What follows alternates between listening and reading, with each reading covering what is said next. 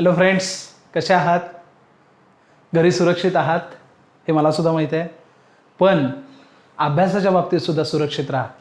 रोजच्या रोज अभ्यास करा, नोट्स बनवा आणि ते नोट्स शेअर करा, तरच त्याचा उपयोग आहे. अदरवाईज लॉकडाऊनचा तुम्हाला फक्त विश्रांतीसाठी उपयोग होईल, पण तुमच्या करिअरला आकार देण्यासाठी त्याचा उपयोग होणार नाही. त्यामुळे रोजचा अभ्यास रोजच्या रोज करा आणि कनेक्टेड राहा. नवीन कन्सेप्ट आपण बघतोय, pollen pistol interactions. Pollen pistol interactions म्हणजे काय? पहिल्यांदा प्रश्न असा पडेल की what mean by the pistil?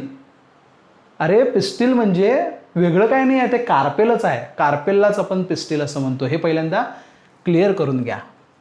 For example, आपण डायग्रामॅटिक रिप्रेझेंटेशनने मी तुम्हाला सांगतो. हे पिस्टिल आहे. ह्या पिस्टिलमध्ये पार्ट्स प्रेझेंट आहेत. There are the parts. Like first part is non as a stigma. Second part is considered as a style, and the last part is considered as, not considered, it is called ovary. This is called as a pistil. Suppose this is the pistil from the flower A. हे जे pistil आहे त्या पिस्टिलचं नाव किंवा त्या पिस्टिलला आपण ए म्हणू. त्याच्यामध्ये त्याच्या बाजूला 3 स्टॅमिना आहेत.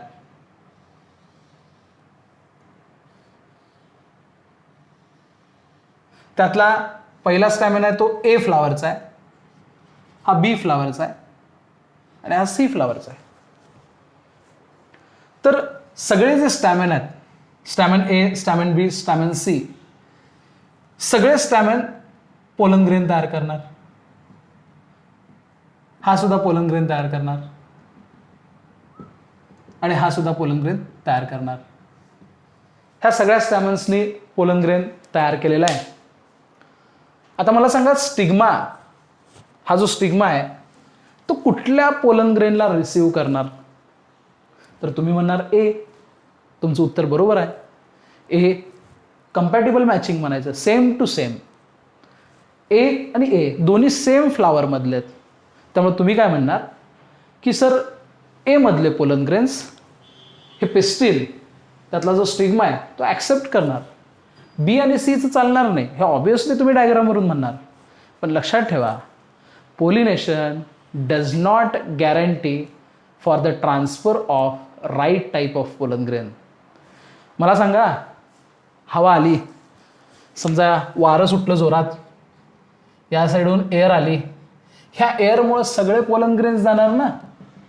हे सगळे पोलन ग्रेन्स इकडे आली की नाही, हा पोलन ग्रेन इकडे जाणार, हा पोलन ग्रेन इकडे जाणार, हा पोलन ग्रेन इकडे जाणार, म्हणजे सगळे पोलन ग्रेन्स इथं आले. मग हे पोलिनेशन झालं का? पोलिनेशन झालं, कारण हे transfer of pollen grain from anther to stigma आहे. इथं पोलिनेशन झालं. पण पोलिनेशन याची गॅरंटी मात्र देत नाही की राईट टाईपच पोलिनेशन, राईट टाईपचाच पोलन ग्रेन हा स्टिग्मावरती पडेल. आता मला सांगा, ह्यातल्या पोलन ग्रेन मधला ए स्टेमननं तयार केलेला पोलन ग्रेन कुठला? काही सांगू शकत नाही. म्हणून पोलन पिस्टिलमध्ये पहिलं स्टेटमेंट जे दिलेलं आहे त्याच्यावरती एकदा नजर टाका. तिथं असं दिलेलं आहे, pollination does not guarantee for transfer of right pollen grain. Right pollen grain म्हणजे काय? एला एचा पोलन ग्रेन जायला पाहिजे का नको? पण ह्या फिमेलच्या आजूबाजूला वेगवेगळे प्लांट्स आहेत आणि प्रत्येक प्लांटचं पोलन ग्रेन आहे. मग ह्यातला कुठलाही पोलन ग्रेन ह्या स्टिग्मावरती येऊ शकतो. त्यामुळं पोलिनेशन हे राईट टाईपचं पोलिनेशन होईल हे काय सांगता येत नाही. त्यासाठी मी इथं स्टेटमेंट लिहितो, पोलिनेशन डज नॉट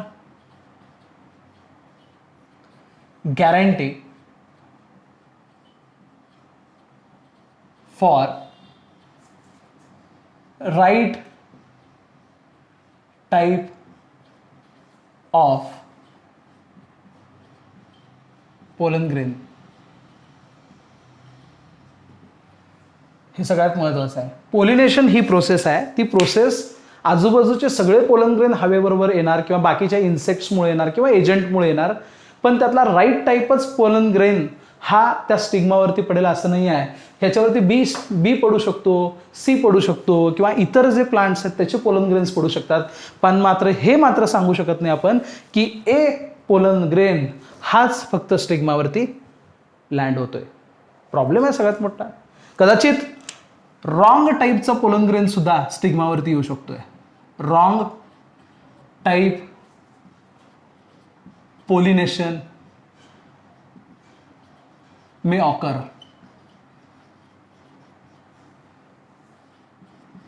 रॉंग टाईपचं पोलिनेशन सुद्धा होऊ शकतंय. किंवा जे सेल्फ इनकम्पॅटिबल आहे, म्हणजे पोलन ग्रेन हा त्याच फ्लावरचा आहे पण स्टिग्मा त्याला रिसीव्ह करत नाही, म्हणजे त्याला आपण सेल्फ इनकम्पॅटेबिलिटी म्हणतो. सेल्फ इनकम्पॅटेबिलिटी म्हणतो. याचा अर्थ काय होतो? सेल्फ इनकम्पॅटिबिलिटी हे आउटब्रीडिंग डिव्हाइस आहे. मागच्या व्हिडिओ लेक्चर्समध्ये एकदा जाऊन बघा सेल्फ इनकम्पॅटिबिलिटी काय आहे. कंपॅटिबिलिटी याचा अर्थ मॅचिंग करणं. म्हणजे फॉर एक्झाम्पल ए टाईपचं गायनोशियम म्हणजे ए टाईपचं पिस्टिल आहे, तर ह्या तिन्हीतला ए टाईपचाच पोलन ग्रेन जायला पाहिजे, तर त्याला आपण मॅचिंग म्हणतो. आणि जे मॅचिंग असतं, मॅचिंग जे असतं सेम टू सेम जे असतं त्याला आपण म्हणतो कंपॅटेबल. आपण त्याला काय म्हणतो? कंपॅटेबल असं म्हणतो. पण नॉन कंपॅटेबल म्हणजे काय? तर नॉन कंपॅटेबल याचा अर्थ जे मॅच होणार नाही आहे त्याला आपण नॉन कंपॅटेबल किंवा इनकम्पॅटेबल असं म्हणतो. काही प्लांट्स असं असतंय एचच पोलन ग्रेन आहे, म्हणजे एचच पोलन ग्रेन आहे आणि एचच पिस्टिल आहे, तरी सुद्धा काय काय प्लांट स्वतःहून त्या पोलन ग्रेनला ॲक्सेप्ट करत नाहीत. त्याला आपण सेल्फ इनकम्पॅटेबिलिटी असं म्हणतो.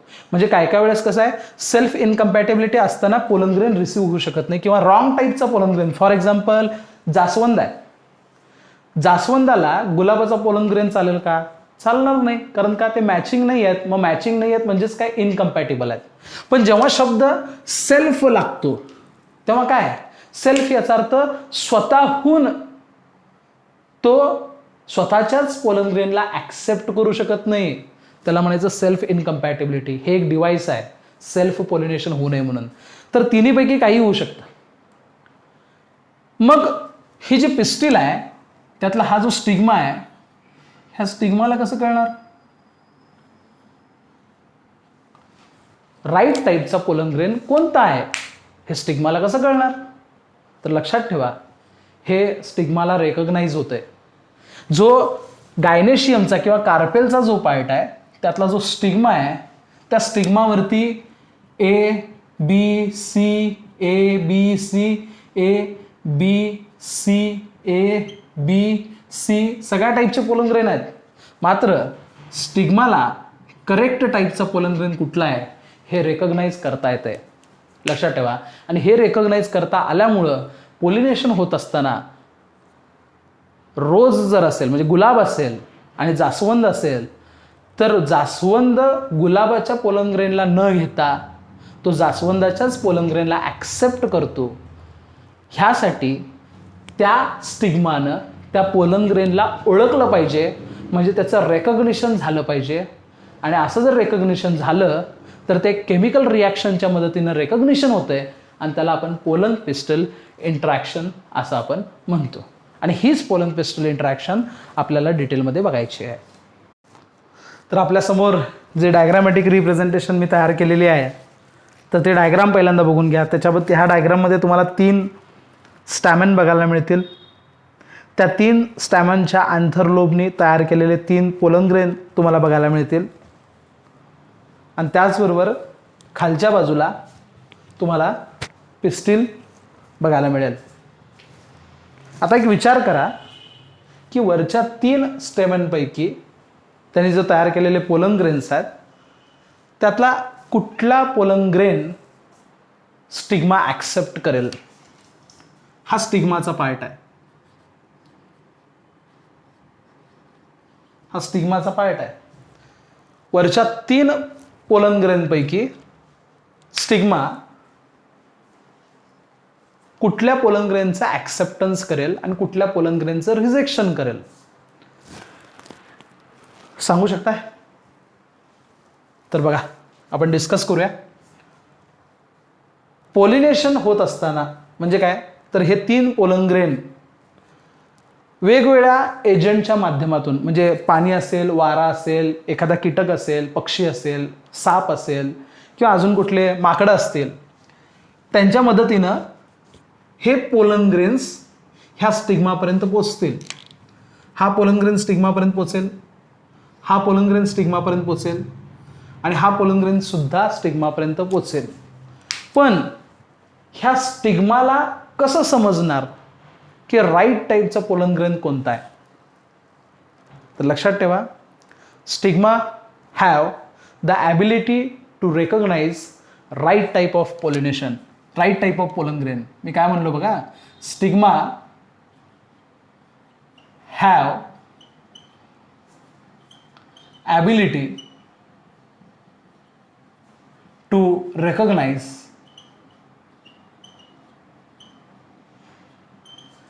right type of pollen grain.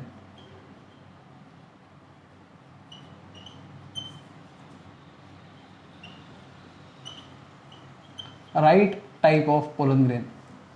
आता एक विचार करा की 1, 2, 3 याला नाव देऊ. 1, 2 आणि 3 हे 3 पोलन ग्रेन आहेत. 1, 2, 3. स्टिग्मा कुणाला रिसीव करेल, म्हणजे एक तरी पहिली गोष्ट 1, 2, 3 ह्यातला कुठलाही पोलन ग्रेन त्या स्टिग्मावरती पडू शकतोय. समजा 1 नंबरचा पोलन ग्रेन इनकम्पॅटेबल आहे, 2 नंबरचा पोलन ग्रेन इनकम्पॅटेबल आहे आणि 3 नंबरचा पोलन ग्रेन कम्पॅटेबल आहे, म्हणजे मॅचिंग आहे. कम्पॅटेबल याचा अर्थ मॅचिंग. लिहून ठेवतो इथं.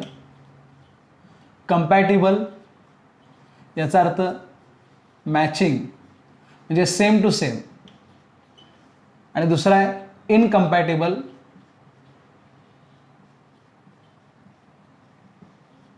याचा अर्थ नॉन मॅचिंग. मग नेमका कुठला पोलन ग्रेन मॅच होतोय? तर मी सांगितलं 1 नंबरचा पोलन ग्रेन मॅच होणार नाही, 2 नंबरचा पोलन ग्रेन मॅच होणार नाही, मात्र 3 नंबरचा पोलन ग्रेन हा मॅच होणार.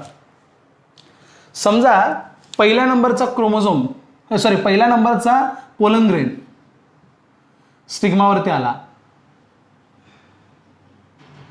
हे स्टिग्मा आहे. पहिल्या नंबरचा क्रोमोझोम डोक्यात येते सारखं, क्रोमोझोम येत आहे, कारण जेनेटिक बेसिस ऑफ इनहेरिटन्स हा टॉपिक 12वीला चालू आहे. पहिल्या टाईपचा पोलन ग्रेन, मी इथं PG असं म्हणतो, तो स्टिग्मावरती आला. तो लँड होऊ शकतो, पण तो राईट किंवा रॉंग आहे हे स्टिग्मा कसं ठरवते? आता फॉर एक्झाम्पल एखादी वस्तू माझी नाही आहे ही आपण त्याच्या ऑब्झर्वेशनवरून ओळखू शकतो. समजा एखादी गोष्ट आहे, एखादी गाडी आहे, समजा मी तुम्हाला गाडी दाखवली, ही गाडी तुझी आहे, तर तुम्ही काय म्हणणार? ही गाडी माझी नाही आहे. का म्हणणार? कारण तुम्ही ओळखता.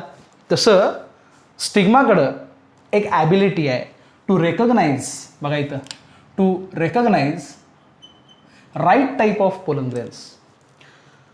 त्यामुळं जर समजा राईट टाईपच्या पोलन ग्रेनला त्यानं ओळखलं तर पुढची प्रोसेस होणार, अदरवाईज पुढची प्रोसेस होणार नाही. जर समजा राईट टाईपचा पोलन ग्रेन नसेल, आता फॉर एक्झाम्पल आपण म्हणलं की पहिला पोलन ग्रेन जो असतो तो रॉंग टाईप, म्हणजे पहिल्या नंबरचा जो पोलन ग्रेन आहे तो रॉंग टाईपचा आहे. तर जर तो रॉंग टाईपचा असेल तर पोलन जर्मिनेशन होणार नाही.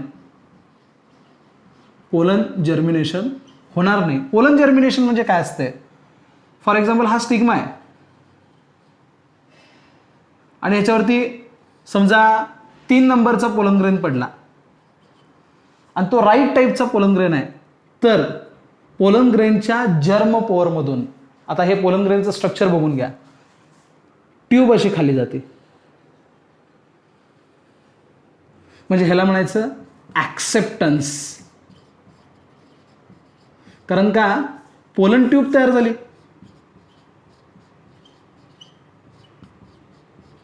पोलन ट्यूब तयार झाली आणि पोलन ग्रेन मधलं जे काय मॅटर आहे ते ट्यूबमध्ये आलं. याला म्हणायचं पोलन जर्मिनेशन. जर समजा 1 किंवा 3 नंबरचा पोलन 2 नंबरचा पोलन ग्रेन हा रॉंग टाईपचा आहे, तर इथं पोलन जर्मिनेशन होत नाही. पोलन जर्मिनेशन इथं होत नाही. त्यामुळं इथं काय होतं, पोलन ग्रेनचं रिजेक्शन होतं. रिजेक्शन म्हणजे नाकारणे आणि ॲक्सेप्टन्स म्हणजे ॲक्सेप्ट करणे. रिजेक्शन म्हणजे नाकारणे, ॲक्सेप्टन्स म्हणजे स्वीकारणे. जो योग्य पोलन ग्रेन आहे, जो मॅच झालेला पोलन ग्रेन आहे, त्या पोलन ग्रेनमध्ये आणि त्या स्टिग्मामध्ये इंटरॅक्शन्स होतात. स्टिग्मा आणि पोलनमध्ये इंटरॅक्शन्स होतात. आणि ह्या इंटरॅक्शन्स जे असतात त्या केमिकल रिॲक्शन्स पासून तयार झालेल्या किंवा केमिकल रिॲक्शन असतात. लक्षात ठेवा, इंटरॅक्शन म्हणजे केमिकल रिॲक्शन्स असतात. आणि ह्या दोघांमध्ये केमिकल रिॲक्शन झाल्यामुळं ते एकमेकांना ओळखतात आणि ओळखले आणि त्यांची ओळख जर पटली तर जो पोलन ग्रेन असतो तो पोलन ग्रेन स्वतःच्या जर्म पोरमधून ट्यूब खाली सोडतो. याला आपण पोलन ट्यूब असं म्हणतो. काय म्हणतो आपण याला? पोलन ट्यूब असं म्हणतो. समजतं काय बघा. आणि या साईडला ही स्टिग्मा असते, स्टिग्मा असते आणि इथं पोलन जर्मिनेशन होतं. तर हा पार्ट झाला ॲक्सेप्टन्स आणि रिजेक्शनचा. जर समजा ॲक्सेप्टन्स जर झालं तर ही पोलन ट्यूब पुढं जाते आणि पोलन ट्यूब पुढं जात असताना त्याच्यामध्ये 2 मेल गॅमेट्स असतात. हे 2 मेल गॅमेट आहेत.